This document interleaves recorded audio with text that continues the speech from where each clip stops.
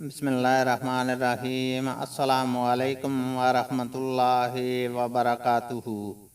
حدیث نبوی صلی اللہ علیہ وسلم ہے اور محمد بن عیسیٰ نے کہا کہ ہم سے حماد بن سلمہ نے بیان کیا، انہوں نے کہا کہ ہم سے ایوب نے بیان کیا، ان سے نافع نے بیان کیا کہ عبداللہ بن عمر رضی اللہ تعالیٰ عنہما جب مدینہ سے مکہ آتے تو جیتوا میں رات گزارتے، اور جب صبح صادق ہوتی تو مکہ میں داخل ہوتے۔ اسی طرح مکہ سے واپسی میں بھی جیتوا سے گزرتے اور وہیں رات گزارتے، اور فرماتے کہ نبی کریم صلی اللہ علیہ وسلم بھی اسی طرح کرتے تھے۔ اللہ تعالیٰ سے دعا ہے کہ وہ ہمیں قرآن اور حدیث کو سننے، سمجھنے اور اس پر عمل کرنے کی توفیق عطا فرمائے، آمین۔